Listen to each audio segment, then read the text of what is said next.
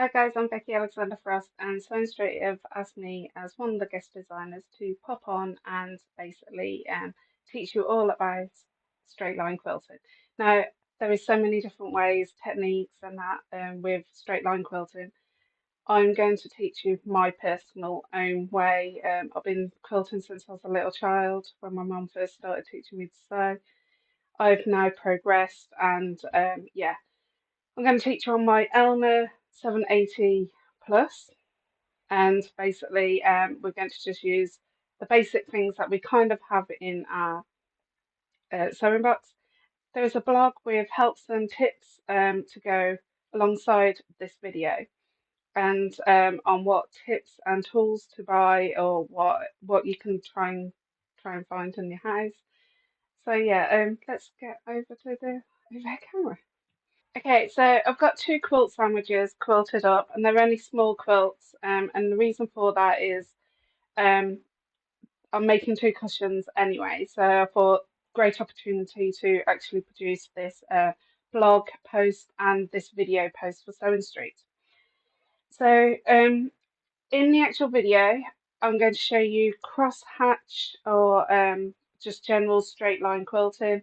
So I'm going to go from edge to edge, so that's diagonal to diagonal on this one. So from here to here to here to here, and do repeating lines. And basically, it comes down to what width you should do and what settings you should use on your sewing machine and how to use your walking foot and etc. And then I'm going to go, as mentioned in the actual blog post, I'm going to go over and do a second quilt top, and that's going to be more decorative, but using straight lines.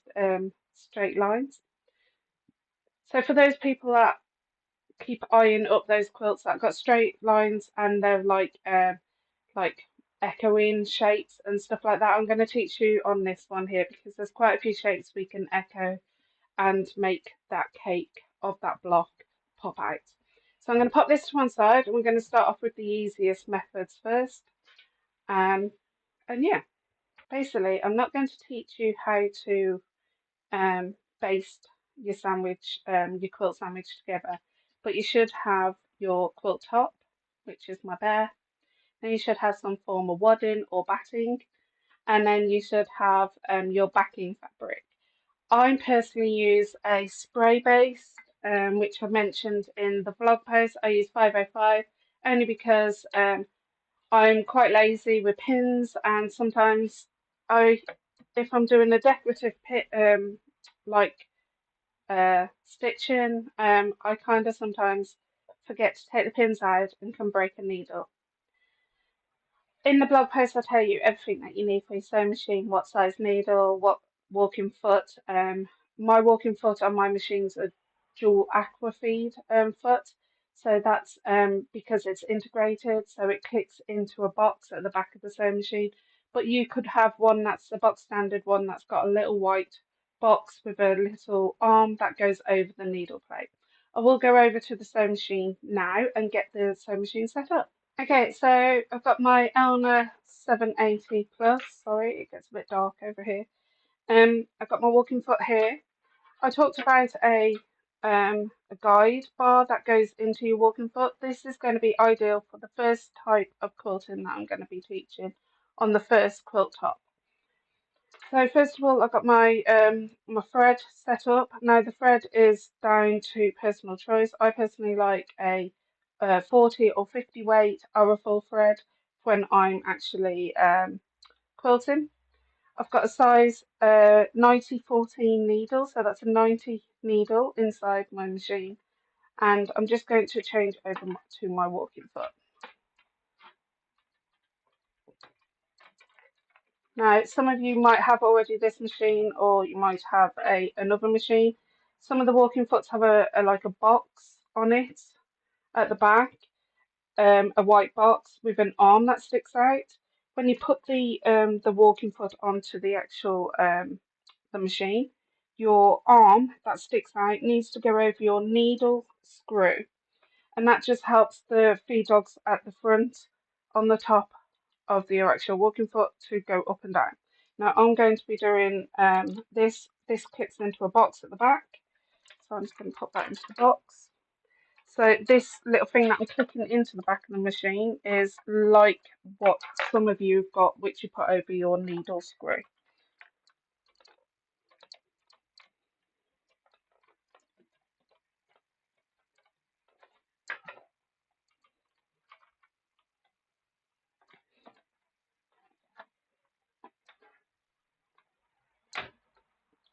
Okay, so my actual guide bar, there is normally a hole that this kicks into no matter what walking foot that you've got. So you just push that in. I generally have it set so this little arm of the bar sticks towards the main body of the actual machine, so inside the throat area. It's only personal choice that is. Sometimes people put it on this side of the machine, but it's how I work and I've found is the easiest. Okay, just going to go over to here and set up my sewing machine. Depending on what machine you have, I'm just going to click some buttons up here, which is for my dual aqua feed. It's to do with the box at the back, so I'm just going to set that up. Okay, so for box standard sewing machines or all sewing machines, you should have it on a long stitch length. Now, I don't mean a super long stitch length, I'm just meaning one that doesn't embed into the fabric. So I'm going to make my stitch length for number 4, and I always stitch at number 4. I'm just going to style this.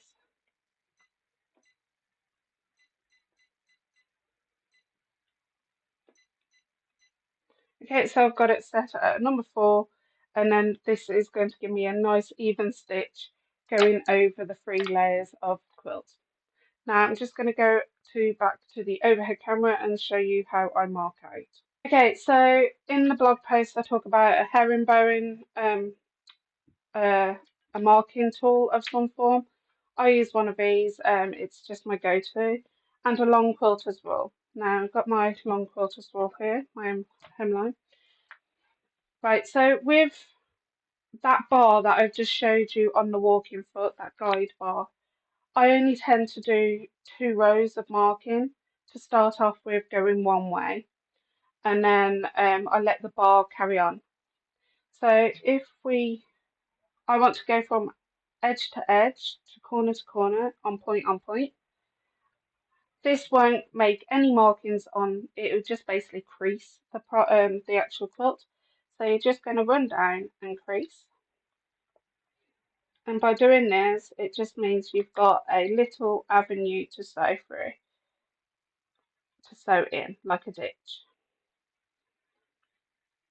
Okay, so you kind of got a ditch there. Now, I'm going to be sewing towards that way first. So I always start off in the centre from edge to point. So I start off on the batting and come off on the batting. So I don't need to reverse my stitches, as mentioned in the blog post. I know full well I can't quilt anything closer than on this particular batting 1 inch apart. So my next line could be 1 inch or further apart. Now I'm going to do further apart. I'm going to go up to a 1.5 inch, and I'm just going to make the second row marking. So I'm just going to add that second row of marking. So basically I've got 2 rows to go from. And this is the only marking that I'm doing for going from here to here. I just can't quite see that centre bit. I'm just going to go back in.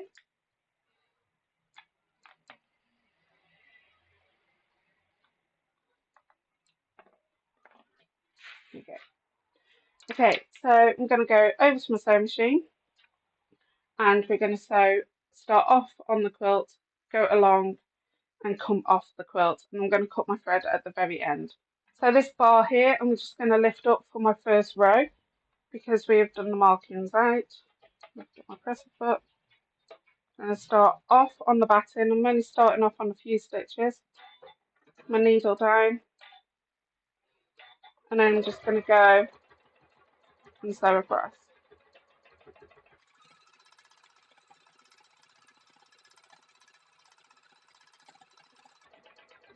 And I'm just following that ditch, that very first ditch that I marked out. Get rid of that. And I'm finishing off on the batting and cutting my thread. Okay, so the next thing I'm going to do is sew that next row with that ditch and keeping that marking guide up. I'm just going to go along that one.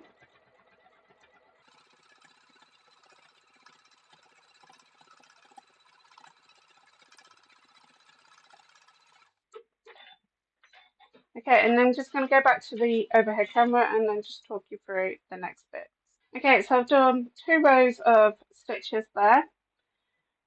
So my next thing is I'm not going to do any more markings. I'm not going to stitch this way. I'm going to roll it up. Okay, I'm going to twist it round and take this to my sewing machine. And there's a reason why I'm doing this on my sewing machine this way, no, roll it up this way, is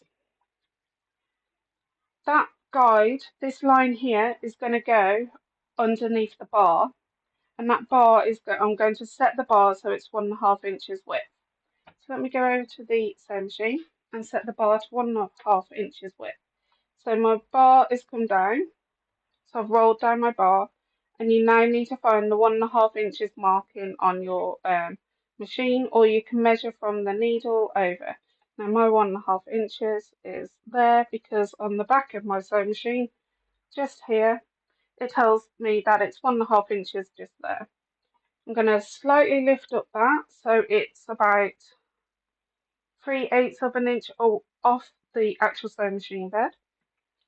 And I'm going to roll up my quilt on that one side. So that rolled up bit goes in this throat area. And this row of stitching here, I'm going to pop this guide right down and it's resting on that row of stitches. And then basically I'm just going to go from there.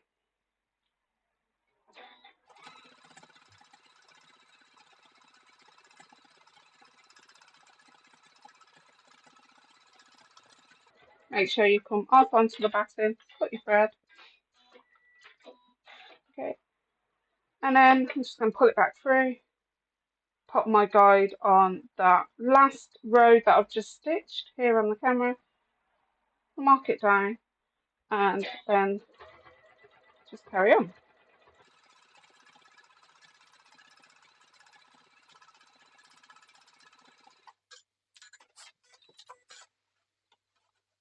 I'm just going to carry it on to the end here.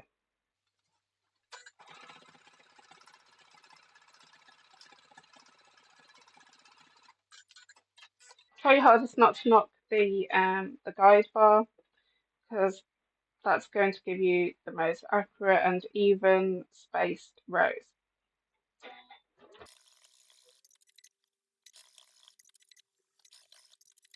Okay, and then I'm just going to go to the overhead camera. Okay, so I've actually done all that, and that's pretty simple.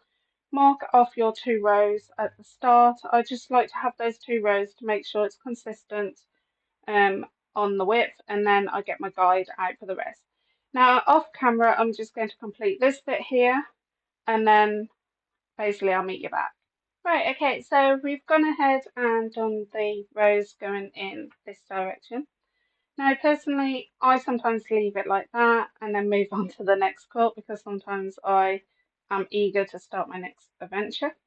However, cross-hatching is a very good thing to get used to. It also means that it's just basically getting you more practice on your straight line quilting.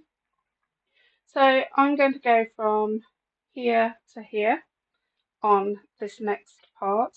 So we are doing like a chicken wire kind of effect going all the way through. So you've got all these squares going to be in all these squares that are going to have diamonds, basically diamond shapes. And I'm saying diamond shapes because I'm going to make this one a lot wider. I always start off from corner to corner, so I'm going to mark that one, that part out. Oh, that's a bit off there. That's a good thing about doing it with a non-pen marker, the herringbone marker. if you're a card maker, you might have one of this for helping to crease actual cardstock. Okay, so I've done my first line there. Then I'm going to do not 1.5 inches apart. I'm going to go up and do 2 inches or 2.5 inches. And it just means that I'm going to get rectangles rather than squares. So 2.5 inches.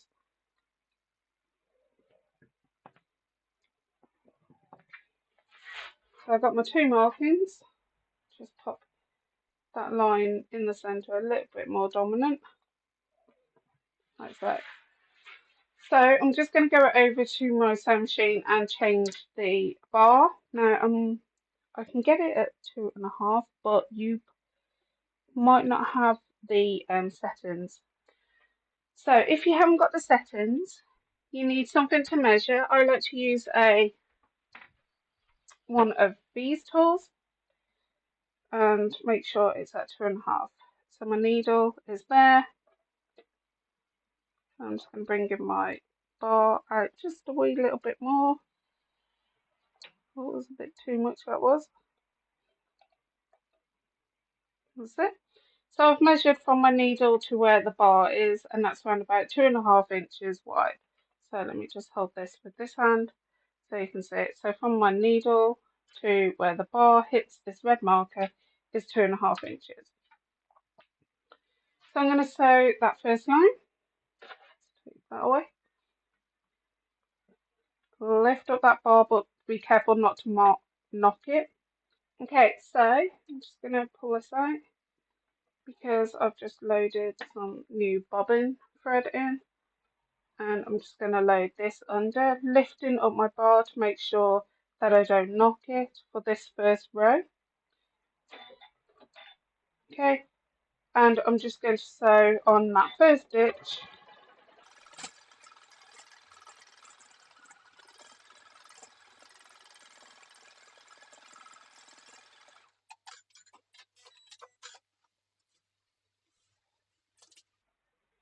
And then I'm going to sew that second stitch I've marked, so I've got an average marking.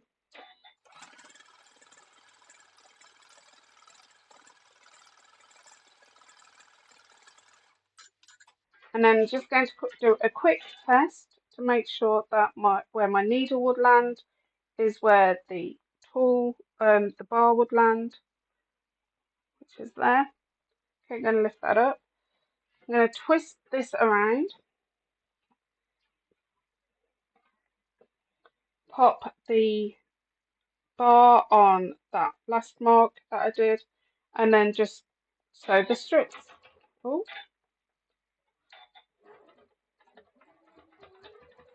So the 2.5 inch rows.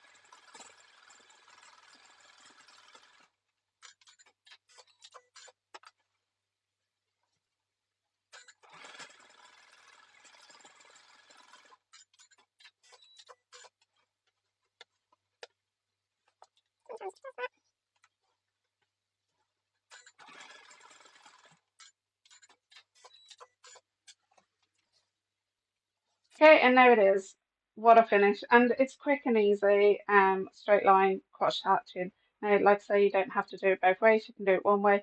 You can do your lines vertically, horizontally, totally up to you. You can stitch in the ditch so you can go around, which I'm going to show you kind of in the next, on the next part of the video. You can go around the ears, around the eyes, totally up to you. So you would go ahead, cut the batting and excess batting and backing quilt, square off your quilt top, because sometimes when you do a lot more rows of stitches of quilting, it can get a little bit wavy here on the edges. Just level it up and then go ahead and bind your actual quilt top.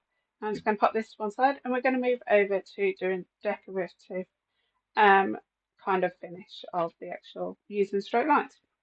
Right, so I've got my quilt top. It's a cake on a stand, and obviously I don't want to quilt everything in this area here. I want to quilt around this white area here for definite. I might want to do just something in here, which we will do, and I might carry on doing some horizontal lines here as well. So let's get to it. Right, so you're going to need your quarters roll, and you're going to need some form of aqua erasable marker. Now I've got a few. I've got some marking tools here. Now I've got a heat one here. Now I know I can't use that on like so the pink or the red. It will reappear. So that's a heat raising pen. But I know I probably could use it on this bit here, which I will do. I've got some aqua marker here. My go-to is the Soline one. It disappears a lot faster with some water in a spray bottle once I've soaked that area. So go with that one. I'm hoping it's got some ink in it because I've used it just recently on a big quilt. Okay, so first of all, I definitely want to do what I talked about is echo this straight line here, and I want to do some straight lines going through the cake. So I'm going to get my quarters roll, kind of level it up. As you can see, my cake is just a little bowed there for some reason. We're going to live with it, we're going to work with it. Okay, so you're going to kind of use some markings on your quarters roll, and you're just going to run. Now, I personally can see that when I get to the sewing machine. You might not see it. You're not meant to press hard with water soluble pens because they can basically might not fully disappear on certain fabrics. So always test your water soluble pens on the fabric that you have quilted with. So keep some of the scrap fabric to one side. So I'm just going to pop some quilt lines on the two top bits.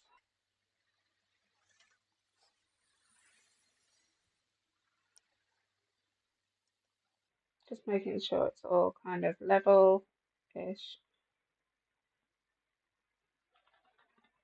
Okay, so I've gone ahead and done some markings there. Yeah, you can kind of see where I've actually done some markings there. Next ones I'm going to do is I'm going to do an echo line around the actual cake. So I'm just going to go and echo the shape around here. And I'm going to go and make sure that echoes. So I'm going to do the first two rows, and then when I come to do the, I'll map out the first two rows around this top part of the cake, and then when I go to the sewing machine, I will move my guide over and squash it together, but I will use the measurements that I've mapped out here. So I'm going to go 1/2 inch around.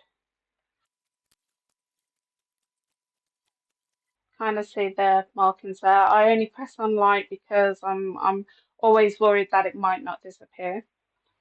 I'm going to do one more row just so I've got my markings out for guiding me around on the sewing machine. Okay, so I've done 2 rows, and I know when I get to my sewing machine and quilt this area and this area, I'm going to move my actual guide bar on my walking foot. Okay, so the next thing I'm going to do, I'm going to stitch in the ditch here. So I'm just going to just pop a little mark in there to remind me I'm going to be stitching along that ditch the best I can for when I echo around the cake. And then obviously when I come to doing the cake, I personally might not stitch in the ditch. I might see what I'm comfortable with. and just stitch just on the outer edge or the inner edge of the cake. More than likely the inner edge of the cake. Right, so this part here and this part here, I'm just going to go ahead and probably kind of do a stitch around first of the actual cake stand. So I'll do 1/2 inch again around the cake stand. Okay, so I've mapped out around that area, and then I'm just going to do something different in this area here. So I'll probably go ahead and just do straight lines. So going straight and horizontal. So I'll probably do those an inch apart.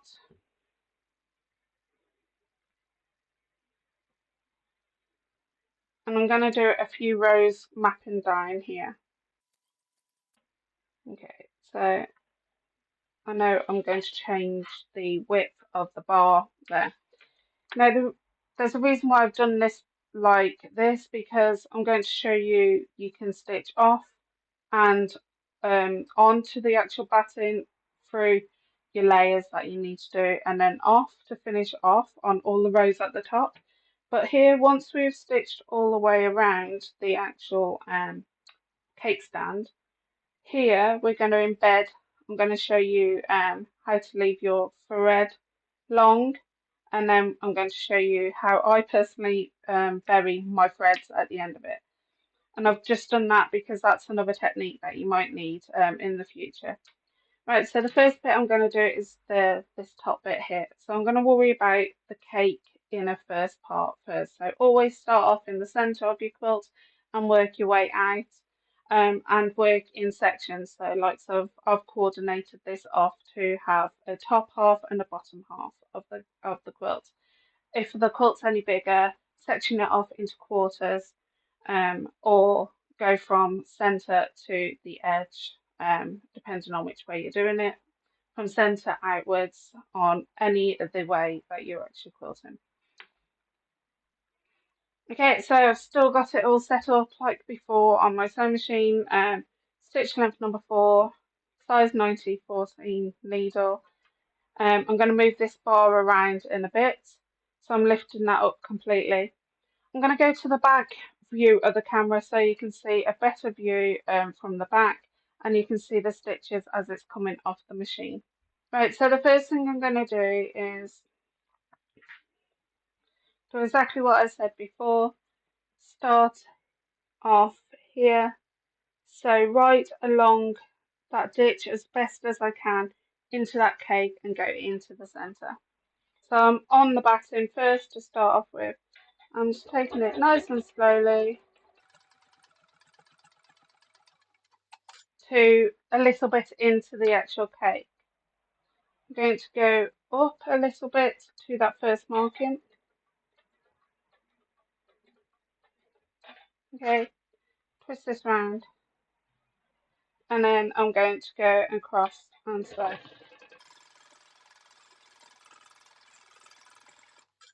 Okay, so you saw I've just done that first row there, and twist this around. Now you won't be able to twist around when it comes to bigger quilts. When it comes to bigger quilts, what I'm going to teach you on the bottom is kind of the technique that you will do within the cake area. But because I'm using a small quilt, it means that I can twist the quilt around.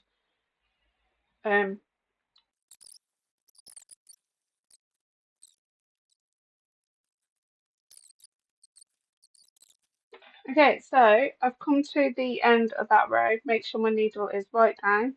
So every time I'm making sure the needle is down, I'm twisting the needle wheel on the side of my sewing machine. I'm just going to twist this around again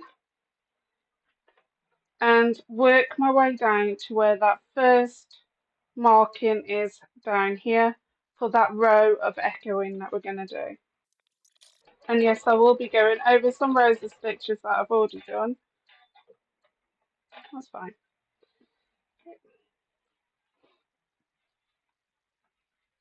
Okay, so I'm going to sew to that first mark. Okay, so I'm going to sew around the top of the cake.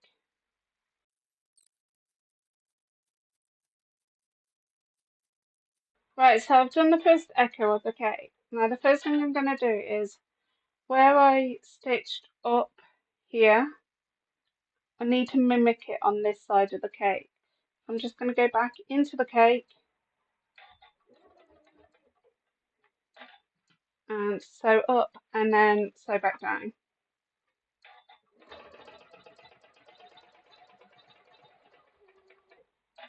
Okay, and then back down again.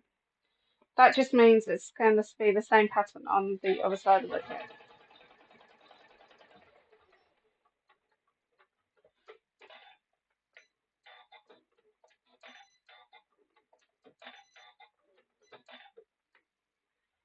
Just going to twist that around because I've done one stitch too much and gone on to the cake stand. We all do it. Okay.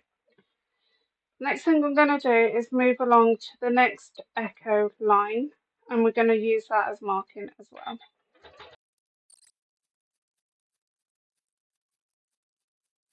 Okay, so the next thing I'm going to do is get my guide. We're going to push it across to where that ½ inch mark is. Now I've lined it up to the edge of my cake because I know from this marking here to the edge of the cake is ½ an inch. Okay, so I've got my marker down and at that, I'm going to stitch along to where I think roughly is ½ an inch. Now, as you can see, now this is where I wanted to make sure that you guys were aware. My marker isn't going to be on a line. Now I need to take this off and put it in the other way. Now I haven't got a dual feed one, so I use mine backwards, which technically isn't the right way, but you can get a left and right marking tool. Okay, so I've actually put the guide here, so let me go to the other camera.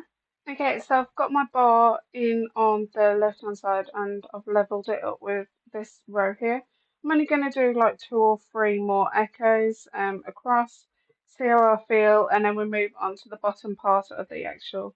So now mine will end up being a claw. Normally you would have this bar, this edge of the bar running smoothly across, but unfortunately I haven't got a left or right one. I've just got a right bar because you can buy left and right bars for walking feet. Right, okay, so I'm just going to mimic where that claw goes. Now I've got to kind of average out where the ½ inch is. It's kind of the ½ inch. And again.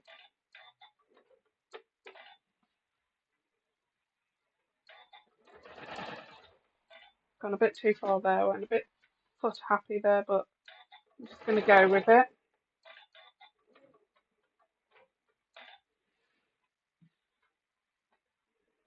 A few more stitches. Now, if you're like me, personally, I would have carried on echoing, drawing those lines on, but I wanted to show you it can be done with the bar.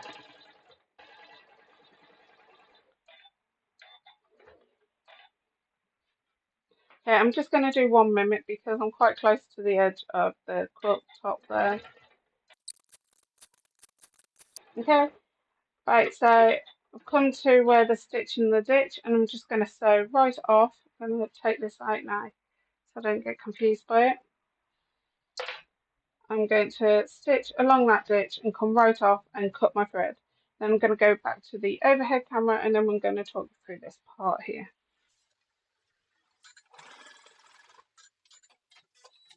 Okay, so I've done the best I could with not having the full tools, but like I say, you don't need to have every tool possible for when you're first learning to do dense quilting. Now, if I just zoom in, you can see the dense quilting that's happened around here, and then just to get rid of all this, I will get my spritzer bottle out at the end and it will start disappearing on the camera. Okay, so we've got the bit here. So the first thing I'm going to do is just go and stitch around the mimic of what we've already drawn around the actual cake stand. Once I've stitched all the way around, okay, this is where we're going to leave the threads long and then we're going to bury them in at the end. So once we've stitched all the way around, I'm going to stitch off on the quilt because it's easy and it's there. There is some batting there, but you won't always have batting, but I'm going to go and stitch on, and then I'm going to lift up my needle, pull this out, cut some thread on both the bobbin and the actual top spool, and have quite a large amount, and then I'm just going to stroke that to one side, and I'm just going to keep doing that for each row that I'm going to mimic down the bottom, and then I'll do the same on this side, and then basically I'll meet you back and I will show you at the very end on how to actually bury those stitches, those loose threads. So starting off just to mimic around, so I'm going to start off on the batting.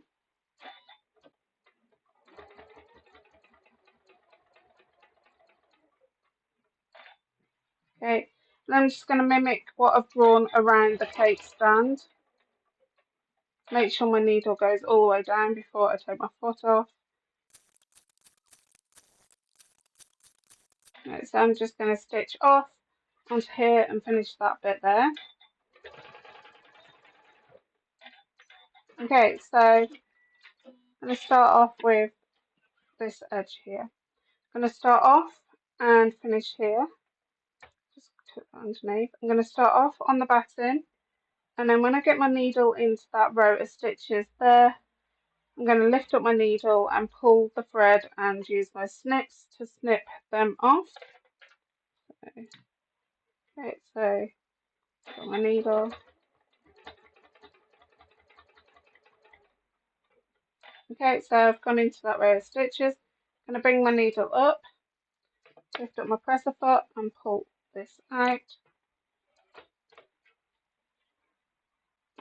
And I've cut.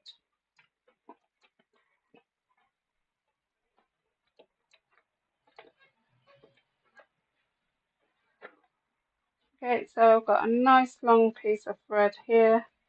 Just going to bring it up to the top. The other piece of thread. Okay, so I've got both of those threads. Okay, I've pulled the bottom thread and the top thread up. Just going to roll that off and stroke it off to the side so it doesn't get caught underneath my foot.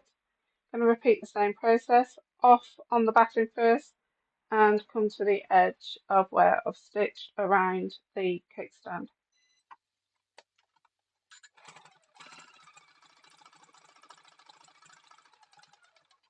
So I've gone into that thread there on that row of stitches and lift up my presser foot. Okay. Slowly pull that out. Now I've got a nice long piece of thread here. Okay, let's pull that back underneath.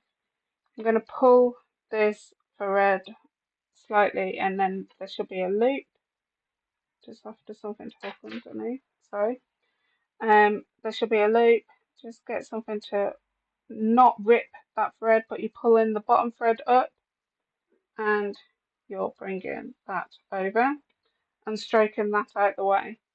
So now I should have one set of threads up here, this one here, and then one that's on my sewing machine foot. So I'm just going to keep doing that to this line here, and then I'll put my bar, my guide bar on.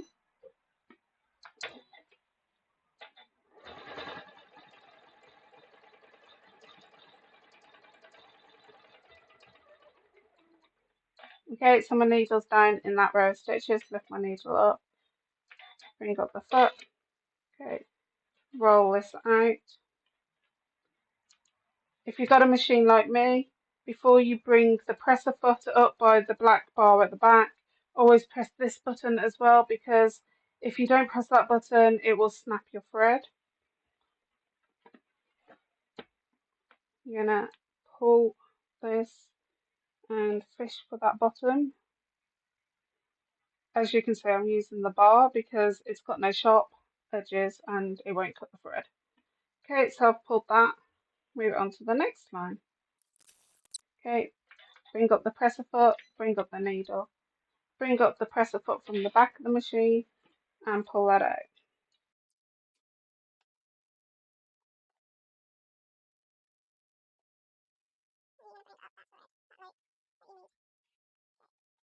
So I'm just going to line up my needle with one of the rows that I've already done, pop my bar in and at the distance that I've measured.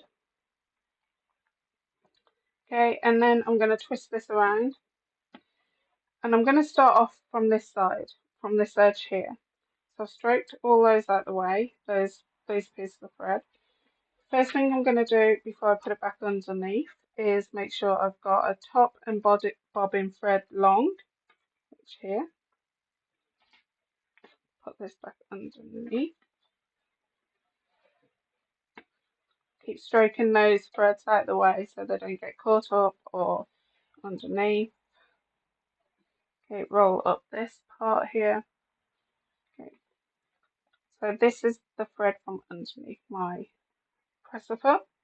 Got lined up my bar in there, and I'm just going to drop my needle where that row of stitching is. Okay, I'm going to get that piece of thread which is attached to the actual needle. I'm going to bring up my needle again, so I'm going to press the needle button, and what I'm doing is pulling this thread here, and that's brought up that bottom spool thread from underneath. Okay, then you're just going to tuck that underneath your presser foot, drop your needle back in the position that you need it to be. There you go. Drop the feet, and then you're just going to sew, and I'm just going to sew right off to the batting, and then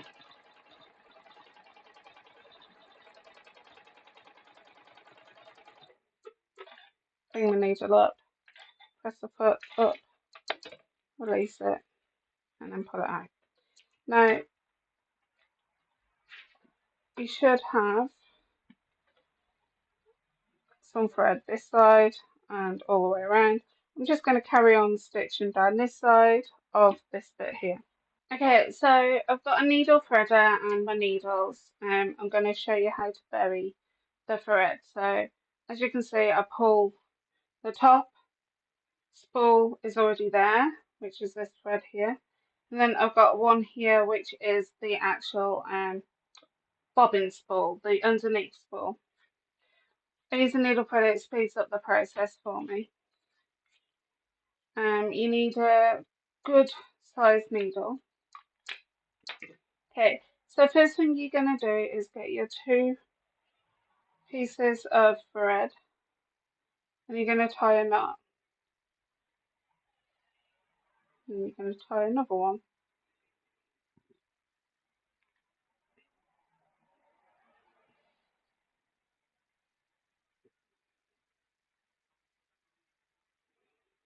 And you're going to pull it really tight, but not pull it too tight so you don't rip your thread. Then you're going to thread up your needle with your, if you're like me who have eye problems, I'm going to use a needle threader. Then I'm going to just twist both of those two pieces of thread, so it makes kind of one piece of thread. Then I level off the edge end so it's two pieces, and then measure the same. And I'm just going to thread it through the needle threader.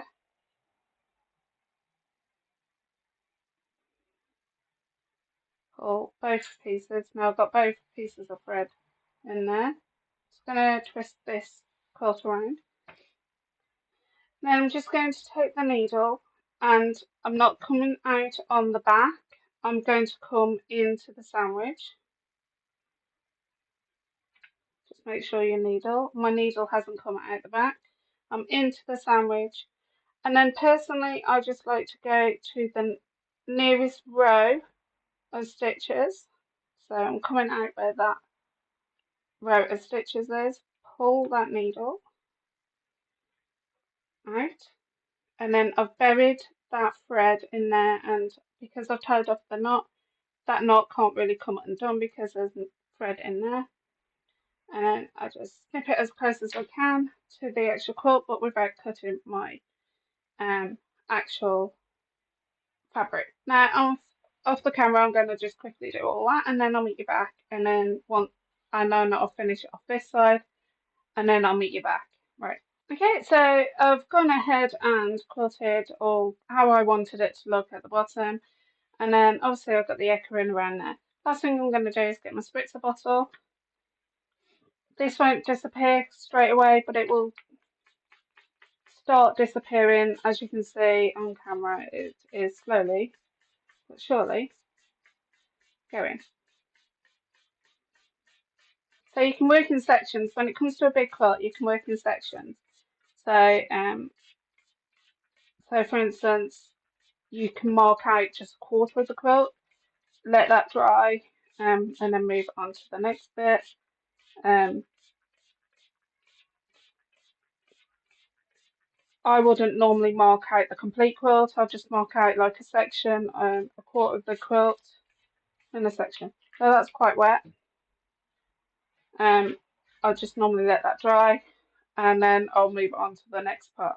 Okay, so that's everything that I basically learned myself or from my mom and from learning from other guest designers. And yeah, follow that blog, follow the hints and tips in that blog, and follow as much as you want from this video to learn your own techniques.